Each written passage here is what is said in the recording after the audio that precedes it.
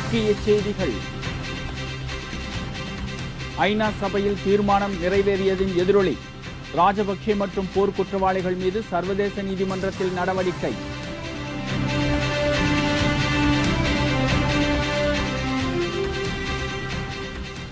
புத்தாண்டு என்பது மக்களுக்கு எழுச்சியும் மகிழ்ச்சியும் தருகிற நாளாகும். கேப்டன் விஜயகாந்த் யுகாதி வாழ்த்து.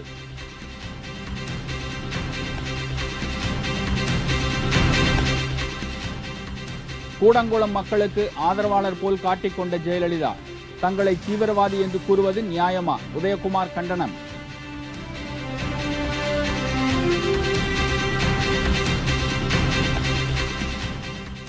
கர்நாடக முதல்வராக மீண்டும் பதவியில் அமர்வது உறுதி. டெல்லியில் பாஜக தலைவர்களை சந்தித்த பின் எடியூரப்பா பேச்சு.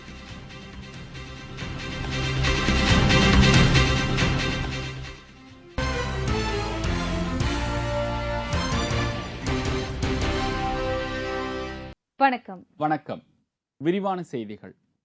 இறுதிக்கட்ட ஈழப்போரில் இலங்கை அரசு மேற்கொண்ட மனித உரிமை மீறல் மற்றும் போர்க்குற்றங்களுக்கு எதிராக அமெரிக்கா முன்மொழிந்த தீர்மானம் ஐக்கிய நாடுகள் சபையின் மனித உரிமைகள் ஆணைய மாநாட்டில் பெரும்பான்மை ஆதரவுடன் நிறைவேறியுள்ளது. ஜெனீவா நகரில் நடைபெற்று வரும் இந்த மாநாட்டின் முக்கிய அம்சமாக கருதப்பட்ட இலங்கைக்கு எதிரான தீர்மானம் நேற்று வாக்கெடுப்பிற்கு விடப்பட்டது. அப்போது ஐக்கிய நாடுகள் சபையின் மனித உரிமைகள் ஆணையத்தின் உறுப்பு நாடுகளின் பிரதிநிதிகள் தீர்மானத்திற்கு ஆதரவாகவும் எதிராகவும் தங்கள் கருத்துக்களை எடுத்துரைத்தனர்.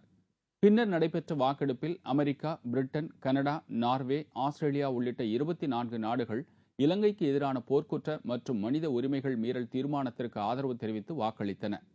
நாடாளுமன்றத்தில் பிரதமர் மன்மோகன் சிங் உறுதி அளித்திருந்தபடி இந்திய அரசும் அமெரிக்காவின் தீர்மானத்தை ஆதரித்து வாக்களித்தது.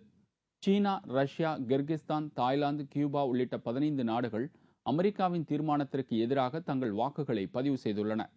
8 நாடுகள் வாக்கெடுப்பில் பங்கேற்கவில்லை. எனவே அமெரிக்கா, இந்தியா, பிரிட்டன், கனடா உள்ளிட்ட 24 நாடுகளின் ஆதரவுடன் இலங்கைக்கு எதிரான தீர்மானம் ஐநா மனித உரிமை மாநாட்டில் நிறைவேறியுள்ளது. தீர்மானம் நிறைவேறியுள்ளதைத் தொடர்ந்து ஈழப்போர் குறித்து ஆய்வு செய்த கற்றப்பாடம் மற்றும் நல்லிணக்க ஆணையத்தின் பரிந்துரையை முழு வேகத்தில் செயல்படுத்த வேண்டிய கட்டாயம் இலங்கை அரசிற்கு ஏற்பட்டுள்ளது. அத்துடன் ஈழப்போரின் போது அப்பாவி பொதுமக்கள் மீது குண்டு வீசி தாக்கிய ராணுவ வீரர்கள், சரணடைந்த விடுதலை புலிகளை சுட்டுக் கொன்ற ராணுவ தளபதிகள் மீது தனிப்பட்ட முறையில் இலங்கை அரசு விசாரணை நடத்த வேண்டிய நிர்பந்தமும் உருவாகியுள்ளது. மேலும் இலங்கை அதிபர் ராஜபக்சேவிற்கு எதிரான போர்க்குற்ற புகார் மீதான விசாரணை சர்வதேச நீதிமன்றத்தில் விரைவில் தொடங்குவதற்கான சூழலையும் ஐநா மனித உரிமை மாநாட்டு தீர்மானம் ஏற்படுத்தியுள்ளது. அத்துடன் போர்க்குற்ற விசாரணையின் போது சர்வதேச நீதிமன்றத்தில் ஆஜராகி குற்றச்சாட்டுகள் குறித்து பதிலளிக்கும் நிர்பந்தத்திற்கு ராஜபக்சே மற்றும் அவரது சகோதரர்கள் ஆளாகியுள்ளதாகவும் கூறப்படுகிறது. இந்த தீர்மானத்தை தமிழக அரசியல் தலைவர்கள் பலரும் வரவேற்றுள்ளனர்.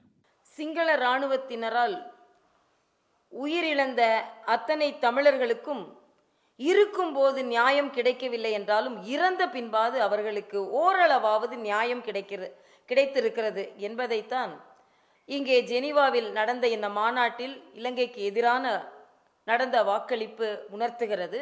இந்த தவறை செய்த இலங்கை அரசு தண்டிக்கப்பட வேண்டும்.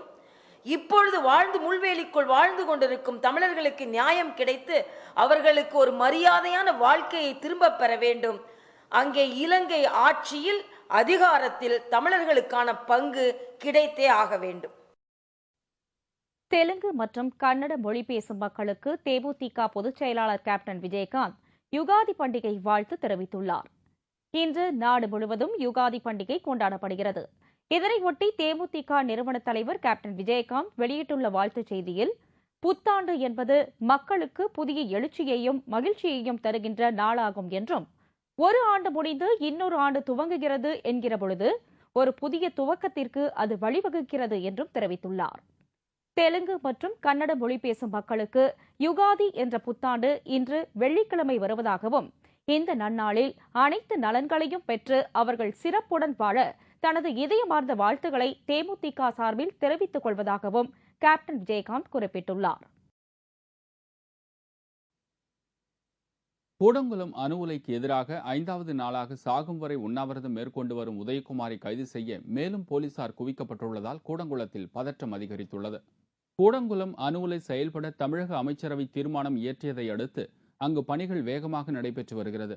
மத்திய மாநில அரசுகளின் இந்த நடவடிக்கை அந்த பகுதி மக்களை ஆச்சரியத்தில் ஆழ்த்தியது.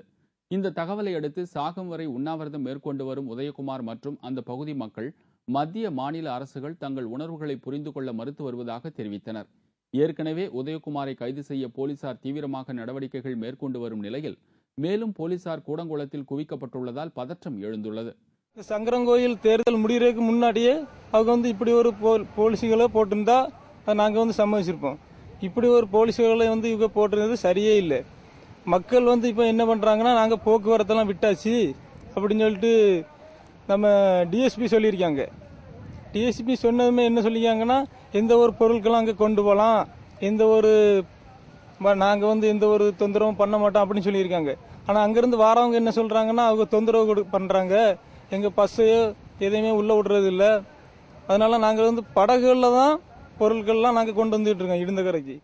இடிந்தகரை நோக்கி போலீசார் வருவதை தடுக்கும் வகையில் அங்குள்ள சாலைகள் முழுவதையும் கற்கள், மரம் போன்றவற்றால் தடுத்தும் சாலைகளை உடைத்தும் போலீஸ் வாகனங்கள் ஊருக்குள் புகாமல் இருப்பதற்கான நடவடிக்கைகளை எடுத்து வருகின்றனர். மேலும் இடிந்தகரை மற்றும் அதை சுற்றியுள்ள பகுதி மக்களுக்கு தேவையான அனைத்து அத்தியாவசிய பொருட்களையும் கடல் வழியாக படகு மூலம் கொண்டு வரும் முயற்சியில் ஈடுபட்டுள்ளனர். கூடங்குளம் அணு உலைக்கு எதிராக போராடிய மக்களுக்கு ஆதரவாளர் போல் காட்டிக்கொண்டு செயல்பட்ட ஜெயலலிதா தற்போது தீவிர போராட்டத்தில் ஈடுபட்டு வரும் தங்களை தீவிரவாதிகள் என்று கூறுவதற்கு உதயகுமார் தனது கண்டனத்தை தெரிவித்தார். இதனிடையே கூடங்குளத்தில் மின் உற்பத்தி இன்னும் ஓரிரு மாதங்களில் தொடங்கும் என்று விஞ்ஞானிகள் தெரிவித்தனர். கர்நாடக மாநில முதல்வராக மீண்டும் தாம் பதவியேற்பது உறுதி என்று எடியூரப்பா தெரிவித்துள்ளார். பல்வேறு ஊழல் முறைகேடுகளில் தனது பெயர் வெளிவந்த போதும் கர்நாடக மாநில முதல்வராக தம்மை மீண்டும் பணியமர்த்த வேண்டும் என்பது எடியூரப்பாவின் கோரிக்கையாகும். தனது கோரிக்கையை நிறைவேற்றுவது தொடர்பாக பாஜக மேலிடத்தை அவர் தொடர்ந்து வலியுறுத்தியதோடு தம்மை முதல்வராக்க வேண்டும் என்று பாஜக தலைமைக்கு 48 மணி நேர கெடுவும் விதித்தார். இந்நிலையில் எடியூரப்பா மற்றும் கர்நாடக முதல்வர் சதானந்த கவுடாவை டெல்லிக்கு வரவைத்த அக்கட்சி மேலிடம் தற்போது நிலவும் சூழல் குறித்து தெளிவாக எடுத்துக் கூறியதாக தெரிகிறது.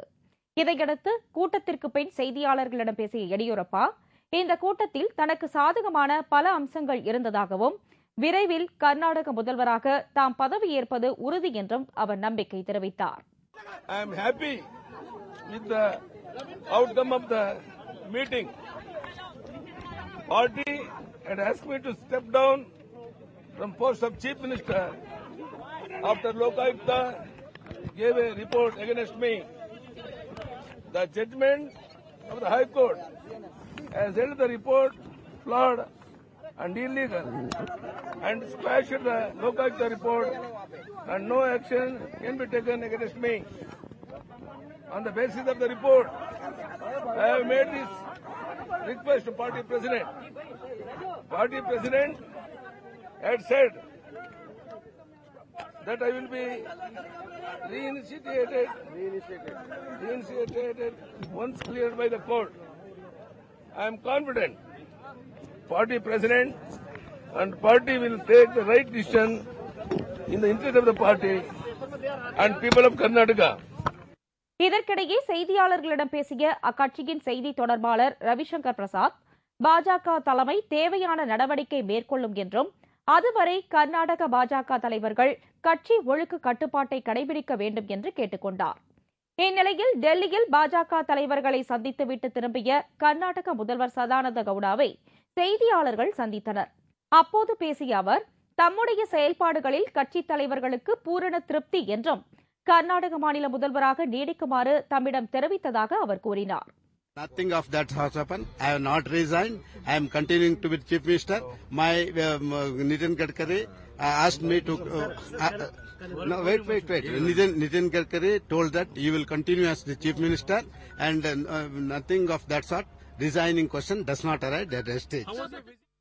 விரைவில் சட்டமன்ற தேர்தலை எதிர்கொள்ள இருக்கும் கர்நாடக மாநில பாஜகவிற்கு அக்கட்சியை சேர்ந்த மூத்த தலைவர்கள் 2 பேர் பதவிக்காக சண்டை போட்டுக் கொள்வது மக்கள் மத்தியில் கடும் அதிருப்தியை ஏற்படுத்தியுள்ளது. இலங்கைக்கு எதிரான அமெரிக்க தீர்மானத்திற்கு ஆதரவாக ஓட்டு அளித்தது குறித்து மத்திய வெளியுறவுத்துறை அமைச்சகம் விளக்க அறிக்கை ஒன்றை வெளியிட்டுள்ளது. அதில் இந்தியாவின் அண்டை நாடான இலங்கையுடன் பல 100 ஆண்டுகள் உறவு உள்ளது. இரு நாடுகளுக்கு இடையே கலாச்சார ஆன்மீக உறவை இந்தியா மறுக்க முடியாத அதே நேரத்தில் இலங்கையில் நடைபெற்ற நிகழ்வுகளில் இருந்து ஒதுங்கியிருக்க முடியாது என்பதால் இந்த தீர்மானத்தை ஆதரித்து வாக்களித்ததாக விளக்கம் அளிக்கப்பட்டுள்ளது. மேலும் இலங்கையில் வசிக்கும் அனைத்து தரப்பு மக்களுக்கும் சமத்துவமான கண்ணியத்துடன் கூடிய சுயமரியாதையான எதிர்காலம் அமைவதற்கும் இரு நாடுகளுக்கும் இடையேயான நல்லிணக்க நடவடிக்கைகளை எடுத்துச் செல்வதில் இந்தியா தொடர்ந்து இலங்கையுடன் தொடர்பில் இருக்கும் என்றும் அதில் கூறப்பட்டுள்ளது. இதுகுறித்து டெல்லியில் செய்தியாளர்களிடம் பேசிய வெளிநாடு வாழ் இந்தியர்கள் நலத்துறை அமைச்சர் வயலார் ரவி, இலங்கை ராணுவம் புரிந்த போர்க்குற்றங்கள் குறித்து வெளியான விவரங்கள் உண்மை என்று தெரிய வந்ததாலேயே அமெரிக்க தீர்மானத்திற்கு ஆதரவளிக்க வேண்டிய நிலை ஏற்பட்டது என்று குறிப்பிட்டதோடு, இந்த விவகாரம் குறித்து வெளிப்படையான விசாரணையை இலங்கை அரசு மேற்கொள்ள வேண்டும் என்றும் தெரிவித்தார். மேலும் இலங்கைக்கு ஆதரவாக வாக்களித்த சீனாவுடன் எந்தவித கருத்து வேறுபாடும் இந்தியாவிற்கு இல்லை என்றும் அவர் தெளிவுபடுத்தினார். That is because of the government of India is very much concerned about the security and safety of the Tamil population in Sri Lanka, and unfortunately because of surprise and shock what happened during the war, the Sri Lankan army has done so much atrocities and spreading, and it created so much of emotion and commotion in the not only in Tamil Nadu, but throughout, not only in India also, but in other parts of the world also. So naturally, it is a move by the human rights activists, and the resolution has come. It's naturally India, who's always stood for the protection of the human rights, we have to stand by the resolution. We stand by it, and Prime Minister made it very clear that we inclined to vote for the resolution. இதற்கிடையே இந்த தீர்மானத்திற்கு ஆதரவு அளித்த பின் டெல்லியில் செய்தியாளர்களிடம் பேசிய பிரதமர் மன்மோகன் சிங், இலங்கையில் தமிழர்களுக்கு உரிய நீதி கிடைப்பதற்காகவே இந்த தீர்மானத்திற்கு இந்தியா ஆதரித்ததாக குறிப்பிட்டார். அதே நேரத்தில் இலங்கையுடனான நட்புறவு தொடரும் என்பதில் எந்தவித மாற்று கருத்தும் இல்லை என்று அப்போது குறிப்பிட்டார். பெங்களூரு தனி நீதிமன்றத்தில் நேற்று ஆஜரான ஜெயலலிதாவின் முன்னாள் தோழி சசிகலாவிடம் நீதிபதி 118 கேள்விகள் கேட்டார். அதில் சுதாகரன் திருமணம், டான்சி நில விவகாரம், கொடநாடு எஸ்டேட் உள்ளிட்ட கேள்விகள் இடம்பெற்றிருந்தன. ஜெயலலிதாவின் வளர்ப்பு மகன் சுதாகரனின் திருமண செலவு எவ்வளவு என்ற கேள்விக்கு தெரியாது என்று சசிகலா பதிலளித்தார். பின்னர் பெண் வீட்டாரான சிவாஜி குடும்பத்தாரின் செலவில் திருமணம் நடைபெற்றதாக தெரிவித்தார். இதையடுத்து மன்னார் வளைகுடாவில் உள்ள சொத்துக்களை பற்றிய கேள்விக்கு அது தனது பரம்பரை சொத்துகள் என்று கூறினார். இதேபோல் ஹைதராபாத்தில் உள்ள சொத்துக்கள் பற்றிய நீதிபதிகளின் கேள்விக்கு அதுவும் தனது சொத்துதான் என்று சசிகலா ஒப்புக்கொண்டார். அதைத் தொடர்ந்து இந்த வழக்கின் விசாரணை வரும் 29ஆம் தேதிக்கு ஒத்திவைக்கப்பட்டது.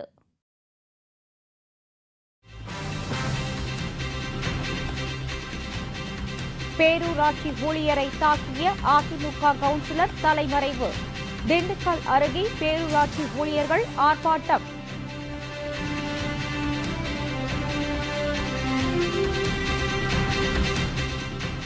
தண்டவாளத்தில் அறுந்து விழுந்த மின்கம்பி. சென்னை கும்மிடிப்பூண்டி வழியில் பல மணி நேர ரயில் போக்குவரத்து பாதிப்பு.